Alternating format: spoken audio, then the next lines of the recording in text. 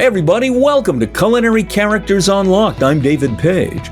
On this episode, he spent more than a quarter century as executive chef of the highest grossing independent restaurant in America, Joe's Stone Crab in Miami Beach. Then, instead of retiring, he started a second chapter, opening a restaurant of his own.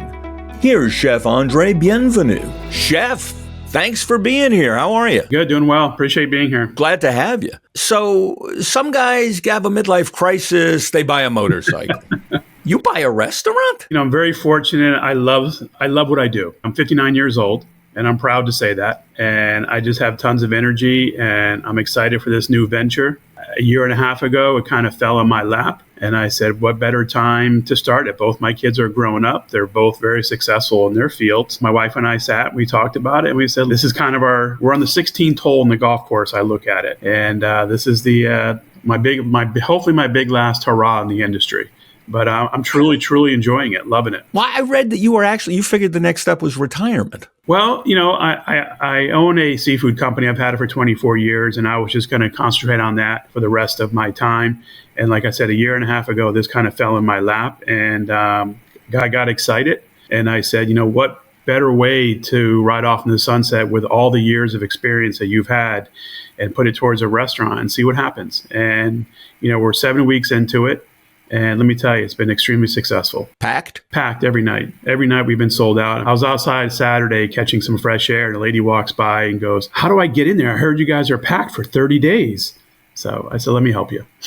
I want to spend most of our time talking about the new venture and your life, but I can't ignore Joe's. Yep. The highest grossing independent restaurant in America. You were the executive chef for more than a quarter century. Yeah. How does that place work? It works because, the way they treat first of all, the family is awesome to work with. They've been nothing but professional with me. And even with my family, they've been fantastic. They don't really micromanage us. They have very high expectations, but they don't micromanage us.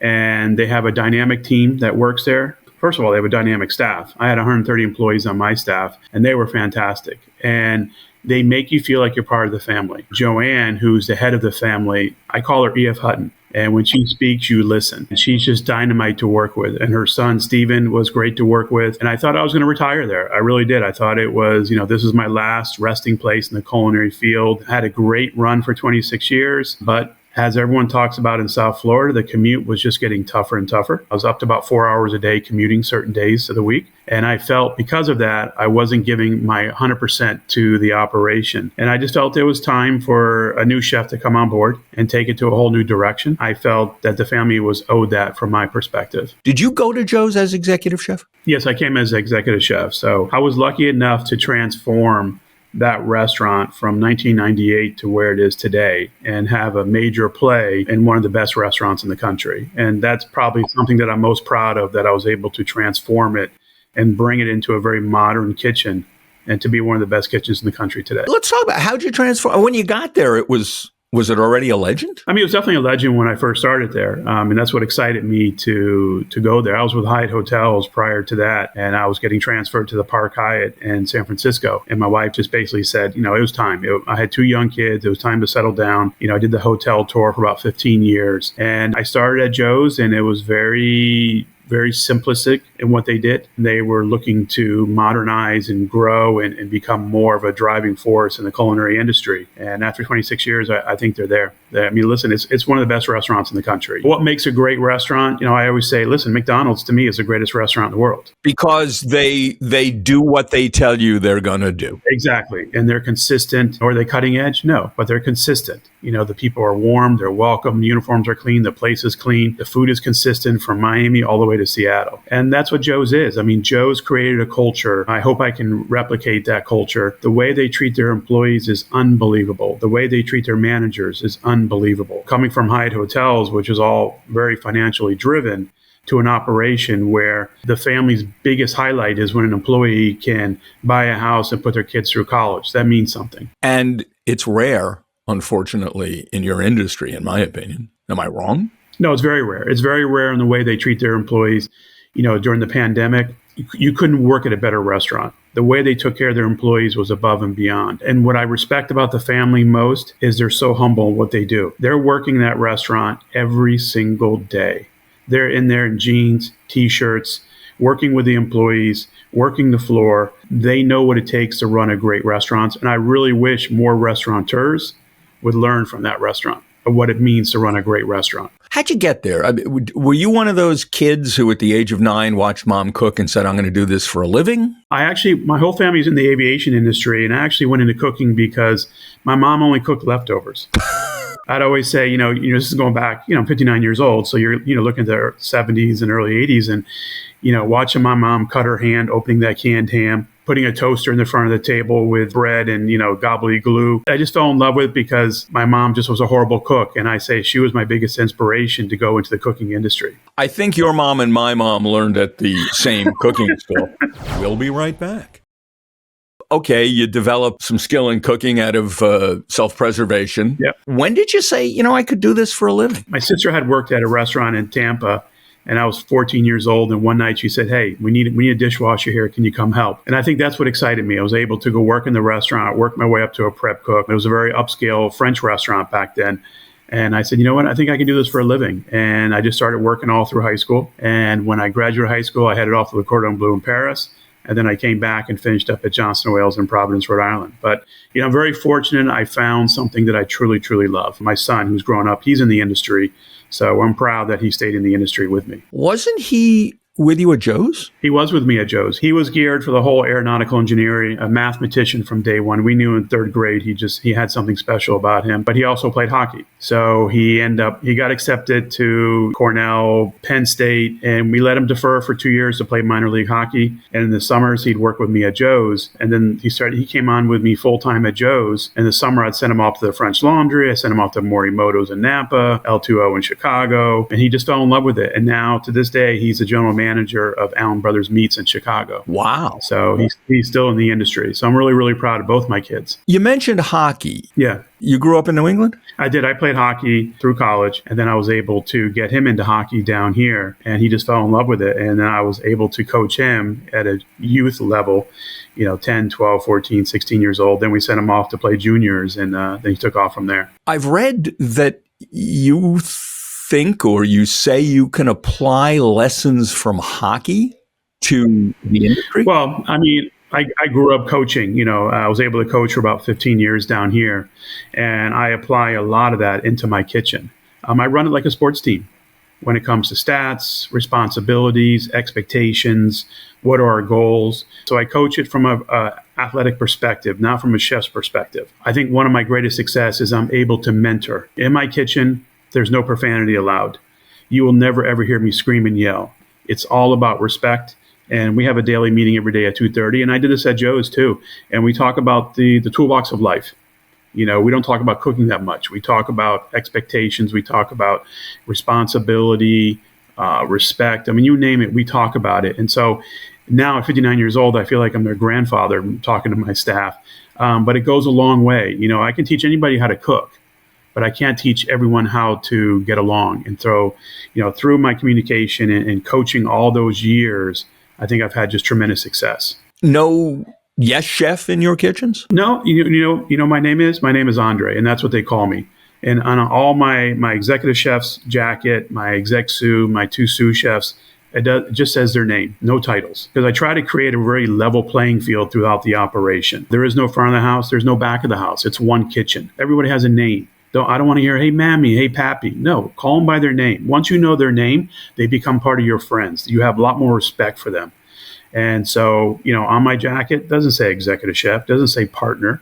It just says Andre. Restaurant kitchens have notoriously been hellholes in terms of how people are treated. Yep. Not to disparage your prior employers, but did you endure that in your earlier career? No doubt about it. I can tell you stories after stories where I'd be screamed and yelled at all night long. At the end of the night, the chef's like, you want to go and get a drink? I'm like, you just yelled at me all night long. But I worked under some phenomenal European chefs, and that's how they rule by intimidation. They got the most out of you. But then you were kind of dead. I mean, they used you up, right? Yeah, they use you up, and the strong survive. And I told myself when I do become an executive chef, I will never treat my staff like that. Listen, I have extremely high expectations. They know up front what my expectations are, but I will not scream. I will not yell. If we have a problem, I'm going to think about it. We'll come back the next day. We'll address it. When I hired my staff, I hired my staff about 8 weeks ago, and I said, guys, I want you 6 months to a year, and then I want all of you gone. They were like, what? I said, I want you to learn as much as you can from me, as I'm going to learn as much as I can from you guys. But I want all of you to go on to something bigger and better. And they were shocked by that. They're like, Chef, I want to stay here. I said, don't call me Chef, call me Andre. You come in a Saturday night when we're at max peak, you're not going to hear any screaming, yelling at my kitchen. And my executive chef, it's the hardest thing that I've been teaching him because he wants to raise his voice a lot. And I was like, Jose, relax, take it easy. We're going to fix this. They're grown adults. I don't want that screaming and yelling in my kitchen. I just don't want it. And at Joe's, I wouldn't allow it at Joe's either. I don't want to hear defamation of character. I don't want to hear profanity. So yes, I was raised very old school. But today, I want to be calm. I want a level playing field across the board. What's your culinary philosophy? To me, eating is life. It's about socializing. It's about getting together with friends and family. And to me, that's what dining is all about. And that's the philosophy that I'm trying to create in this restaurant. I'm trying to bring old school hospitality back to the restaurant. Define old school hospitality. Perfect example, we have Toast, right? We have a Toast software program. It's great, right? It gives you all the information. It gives you all the data. But again, you're glued to your phone. Perfect example, our hostess, right? I was watching the host stand for a couple of days. Customer walks in. They pull up the iPad right away. Good evening. Welcome. What's your name? They pull up the iPad to check the reservation. But their face is glued to the iPad. And now they're scrolling down the iPad to find David's reservation. They're not making that eye contact, right? And then they find you. They'll turn you over to another hostess that seats you to your table. So what I did is I got rid of the iPad and I said, you're going to get an old reservation book and you're going to handwrite all the reservations that are coming in tonight. And you're going to leave it on the counter. So when a customer walks in, they're going to see their name on an old school reservation. Perfect example, one of my favorite restaurants is Tropical Acres. And you go in there, the host stand is very small. All their reservations are on a legal pad. And Jack, who's the owner, and I always say, Jack, what makes you so successful? He goes, because I know 90% of the customers in this restaurant. Joe's, before the pandemic, did not have an iPad. It was all handwritten notes at the podium. And the maitre d' was taught to get to know the customer. So I instill in my servers to get to know something about the customers when they sit down. I created a little thank you card that is blank on the back side. And the server has to write something that the customer would not expect and give it to them at the end of the meal. So there's a lot of ways to create that old school hospitality that to me is lost in the industry. Are you cooking old school? We're cooking very simple cuisine. And it was cool because I got to design a menu. I really don't make any stocks and sauces. And the approach I took to the menu has worked out really well. And it's a very simple but an upscale approach to the presentation and the quality of the food. And it's able to execute that much easier off the line at night. But again, knowing that I would have a very young staff in the beginning, so I had to take a very simple approach to the menu. But it's working. My goal in that restaurant is to be a local restaurant. Nothing negative about it, but I look around our dining room and it's all 40, 50, 60, 70-year-old customers. And to me, that is fantastic. That's awesome. Those are the customers that are going to get me through the so-called dog days of June, July, and August. But they're loyal. They're loyal customers. And they want to be seen. They want to be known. They want to socialize in that restaurant. We haven't really advertised. We're going to eventually, but we haven't advertised with any hotels, any concierges, any convention center. We want it to be all locals. And so far, my goal was to get you in 2-3 times a month. I'm seeing them 2-3 times a week. Wow. And that's great. Back in a moment.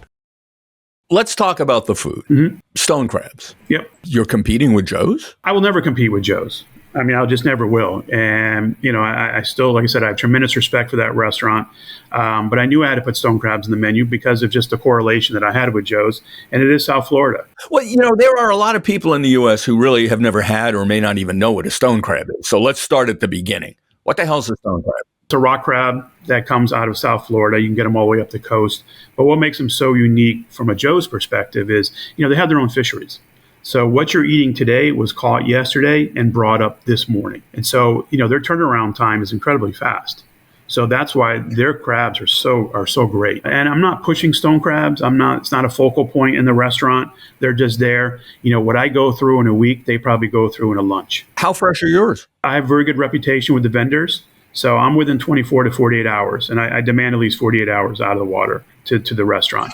You changed the mustard dip recipe. I did a little bit. I changed, my spin on the mustard sauce. I think it's better, but personal opinion. Just between you and me, how'd you change it? Just a couple different ingredients. It's still mustard sauce, but instead of dry mustard, I put a little Dijon mustard, and I got a little lemon juice in mine, a little bit of honey in mine to sweeten it up a little bit. It's a little bit thinner in texture. And my customers let me know right away if it was good or not. And so far, they seem to like it. I have heard, tell me if this is true, you don't harvest the entire stone crab.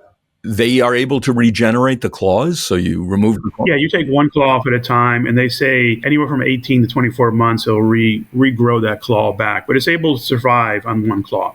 So I always say it's kind of Mother Nature's perfect gift from the sea. Let's talk about the rest of the menu. Okay. What are your favorites? We started off being a seafood restaurant. And that was our goal, and we have the steaks from Allen Brothers, which my son oversees. But to this day, our steaks are taken off. Tremendous amount of steaks coming out of that restaurant. A lot of great, comments about it. What makes the meat special? I think it's the way that we prepare it ahead of time. Which is? I'm taking them out 4 hours in advance. We're salting them. We're letting them rest before they hit the broiler. But again, very simple presentation. The way I do with my broiler guys, they have multiple steps they have to go through to create a great steak. That's fascinating to me. Take me through those steps. What do you have to do? You take the meat out 4 hours earlier? Yeah, we take it out 4 hours in advance. We let it rest at room temperature. We're salting, peppering it. Just the fillets, we're pre-searing them ahead of time. But the other steaks we're cooking to order. But if you order it rare, we're going to cook it to 118. We'll put it on a rare rack. We let it rest. When I say fire that rare, we're popping it back in the oven, bringing it up to temperature. And then what I have my cooks do from there is they have to temp the steak, but they have to have either a Post-it or a blue tape. They write the temperature of that steak on the tape, and they attach it to the plate when it comes to the window. So now the expediter can see the exact temperature of that steak to compare the temperature to the ticket to make sure they're accurate in the sense that it gets to a customer. Because there's nothing worse than going to a steakhouse and everybody orders something and you order a steak and it's overcooked. Now it's got to come back in the kitchen. 15 minutes later, the song and dance. So I'm trying to take every precaution to prevent that from happening. So these few extra steps make a big difference. And so far, it's been extremely successful. But the tape does not go to the customer. The tape is put on the ticket, and it works out really well. You said you put it back in the oven. Are you using a salamander? How are you cooking them? No, I have a broiler. I have convection ovens and a broiler. So we just, we cook it like a few degrees below with the temperature, requested. And then we bring it back up to temp a little bit. So if we pop it at 118, we'll bring it to 120, 122 for a rare. When I'm cooking steak at home, you go online and you read, use the reverse sear, don't use the reverse sear, turn it a lot, or don't play with your meat. How the hell can I cook a decent steak at home? I tell everybody, listen, go back to the days of your mom and your grandparents, and I guarantee you somewhere in that line, there's a cast iron pan. And I tell everybody, if you're going to buy a steak, if you buy a retail steak from Publix or any of the big grocery stores, that steak has not been properly aged because people are taught to look at the redness. They want to see red. And so that steak is probably 5 to 10 days old when it should be at least 21 days of, aging. But I tell people, take it out, put it on a plate, salt and pepper it, put it in your refrigerator for at least 24 hours. Let it bloom inside the refrigerator, uncovered. So you're actually doing like a little dry aging process in the steak. When you're getting ready to cook it, take it out, let it rest 2 to 4 hours at room temperature. At that point, you can go into a cast iron. You can sear it on both sides and either finish it in the cast iron, or you can sear it on both sides. You baste it with your butter and your herbs, and then you can finish it in the oven. But to me, the real key is about letting it bloom for 24 hours in the refrigerator, and then let it sit for at least 2 to 4 hours at room temperature before you cook it. and you will probably make one of the best steaks you ever had. But I see too many mistakes of, they go right from the refrigerator right to the grill. So you're taking a cold steak, putting it on a hot grill, and you're just tensing it right from the start. So you're not allowing it to bloom and really absorb the moisture of the flavor you're trying to create. If I had it my way, there would be nothing but cast irons in my kitchen for fish and meats. But you own the place, so you can have it your way. Well, I mean, I still got to go in the broiler. I mean, because people are expecting it, but all my fish is done in cast irons. So if you go, all my burners are covered with cast irons for the fish. And then the fillets we do pre-sear ahead of time in the afternoon. Okay, for those who do not understand, which I think is most people, although they'll deny it if asked, why cast iron? It maintains the heat, first of all. So when you put a protein in there, it's not going to reduce the heat. Plus, over time, they do become a little bit seasoned. They do carry a little bit of flavor to them. Plus, they're easy to work with, they're easy to control, and you're not going to replace them. If you take care of it properly, it's going to last you a long time. You talk about taking a steak through the steps that take at least 24 hours. You got an app on the menu called 48-Hour Chicken. What's that? I had to come up with a unique chicken. And, everyone takes their chicken and they bread it. And everyone's got a million different recipes, right? They're buttermilk, 24 hours with hot sauce, whatever. To me, one of the greatest dishes to me is duck confit. Duck confit. Right. I just love I love the aspect of duck confit. You can take that duck and you can let it sit in its fat for a month, 2 months, 3 months. So I said, why not try that with chicken? So what we do with the chicken is we dry rub it for 24 hours with a dry rub. The next day, we take it, I put chicken fat in that chicken, and I cook it in the oven at 200 degrees. It takes about 3.5, 4 hours. And then I remove it from the oven, and then I let it sit in that chicken fat for another 24 hours. So it takes 3 days to make the chicken. When we deep fry it, it only takes about 2-3 minutes to deep fry. It's fried naked, so there's no flour. It's just a natural skin on the chicken, and it comes out dark golden brown, rich in flavor, and it's fantastic. And no one does chicken like that. I've gotten a great response. People are blown away by it, saying, how can you do chicken like this? It's a pretty cool way of doing chicken. You seem to have an interesting ceviche. We do. I mean, it's nothing. I mean, it's a very traditional. It's with mangoes and, whatever. We change the whitefish up from time to time using snapper, grouper. But that does really well for us. But what I'm most proud of is our sushi. I have a great sushi chef named Yomo. He's been doing sushi his whole life. He definitely fits the part. And we sell a lot of sushi out of that restaurant. A lot of sashimi, a lot of crudos. It's doing really, really well. So I have 2 sushi stations upstairs and downstairs. And people are really blown away from the quality of fish that we provide for this. What made you think of adding sushi to a steakhouse? Well, you're not a steakhouse, but, still. No, I mean, again, we try to be catch and cut. So obviously focus on fish, a little bit of meats, and then we threw in the sushi station just because it fit the restaurant perfect and where we could put it. That restaurant before was called The Balcony. It was a New Orleans style restaurant. The back part had a band stage. And so we took it over. The restaurant was completely gutted. And we said, what are we going to put here? And, Yomo was part of us. And we said, you know what, let's let Yomo do his sushi here. And it just fits. It fits the restaurant. The rise of sushi is, in some respects, astonishing. When I wrote my book, Food Americana, I included sushi as an American dish now. Yeah. Why? I think people like the simplicity of it, but they like the elegance of it, right? You're eating something cold. It's creative when it comes to your table. It's got multiple layers, multiple flavors. The category is endless that we can create with it. Like we just had some toro brought in. I brought 5 pounds of toro over the weekend. Toro, that's fatty tuna, right? Yeah, the fatty tuna, the belly part of it. And people went crazy for it. And listen, personally, I'm not a big sushi fan, but I love making it and I love the creativity of it. And I think that's what excites people. And the health aspect of it, too, a little bit goes a long way. Americans are internationally famous for being squeamish about foods that many cultures chow down on regularly. So beyond sushi, which we've now accepted, am I going to see anything like liver or sweetbreads? Or is there any nose to tail that you can get away with on a restaurant like yours? We've talked about it. We've talked about getting a little more creative and exciting, because I like to be very creative and things that you would never expect I want to put on the menu. But again, knowing the staff that I knew that I was going to hire, I had to keep it pretty simple and executable in an easy way. But we do have some creative. Like I have surf and turf meatballs. I have crispy wrapped shrimp. Yeah, back up to the surf and turf meatballs. I meant to ask you about them. What the hell is a surf and turf meatball, chef? Basically, it's your lobster and your filet ground together to make a meatball. And then we do a no cook tomato sauce where we take the Roma tomatoes and we grate it on a cheese grater. And then we add the seasonings to it, the olive oil, a little tomato paste, and fresh herbs, and that gets baked right in the oven. And that's done really well for us. Very simple dish, easy to execute, but unique. No one really has it. Our spider wrap shrimp, nobody has it. That's done really well. What's that? Basically, it's just it's a 1315 black tiger prawn that we marinated for 24 hours, lemon juice, salt and pepper, very simple, a little bit of garlic, and then we wrap it in linguine and we deep fry it. And that's with a chili ponzu sauce. And that does really well for us also. We are going to bring a lot more creativity onto the menu, but right now, my goal is to bring just my New England heritage. We are working on a summer menu, and I do want to get a little more New England food put into the menu. I grew up in New England, so tell me, give me a hint. What are you gonna? One thing we're going to do is a New England clam bake in a can. So you basically take a 5-gallon paint can, but it has to be gold because that's the food grade, and that's usually where the scallops will come in.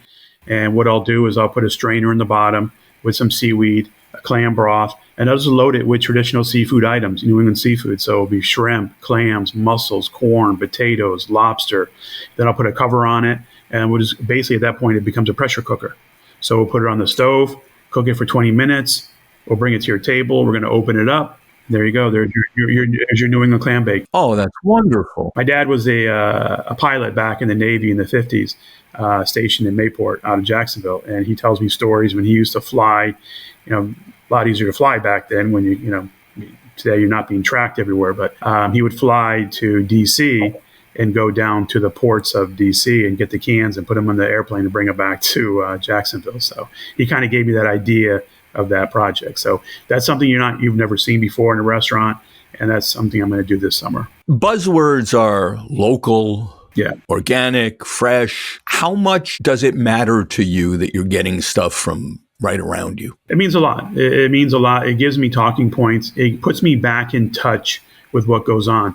And what I love about this restaurant is it's got its own little community. We have a great bakery right next door, and we're working with them on certain things. We're trying to support the neighborhood as much as they can support us. So that means a lot to me. And being able to, get with farmers, get with local fishermen, see what they have, it puts you more in touch with your food. And that's something that I've really, really enjoyed so far. At Joe's, it's a monster. With a staff of 130 employees, I wasn't able to be what I call a working chef all the time. So I was managing employees or managing day-to-day operations, systems. Here, because it's so much smaller, I get to be a chef again.